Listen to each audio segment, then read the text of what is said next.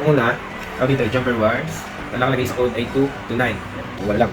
I-connect natin siya dito sa RGB board from 2 to 9 sa numbers. Tapos lang. Tapos sunod naman dito sa breadboard. Pagamitan natin itong LEDs. Walang LEDs yan kasi yun yung gagamitin at nakalagay dun sa codes. So, try natin palsakan. Itong negative na to, dito lang din yan sa kabila. Papalsak lang natin yan. Itong maliit dito sa kabila. Yan. So, ulit lang yan. Kaya na bahala kung saan yung lalagay. Kaya yung pagkakabit ng LEDs. Just make sure nyo lang na lahat yan nakalubog.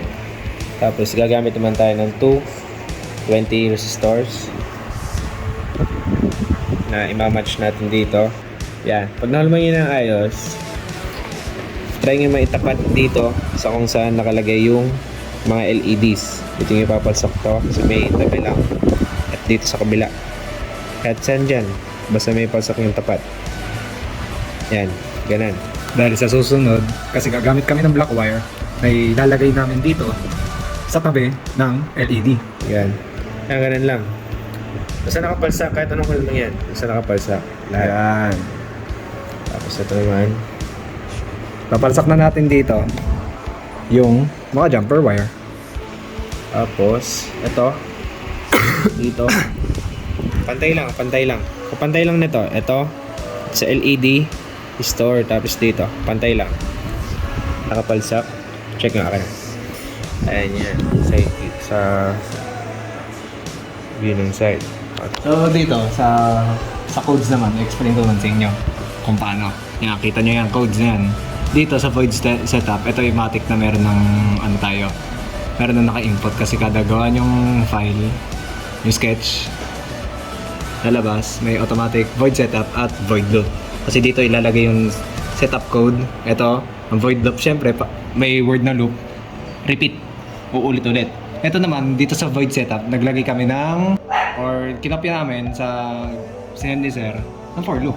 Dahil dito, iilaw to. Kaya, from 2 to 10, kaya drill lang nakalagay. Kaya kahit anong ilagay nyo dyan. Pwede A to Z, basta ano. Meron siyang name.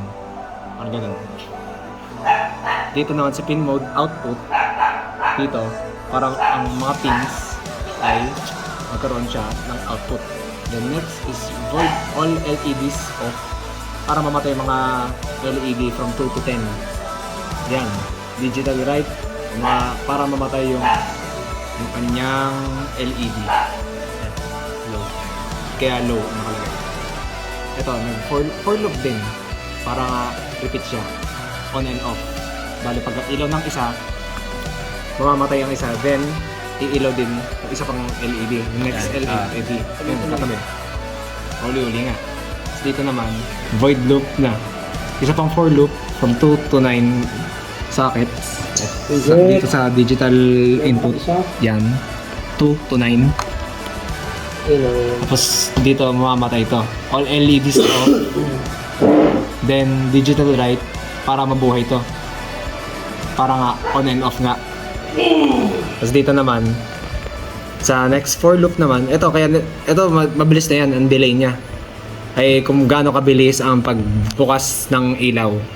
Then next naman dito ay syempre yung pabalik na lights naman. Kasi kung dito ay left to right, dito right to left. Talaga. Okay na yan.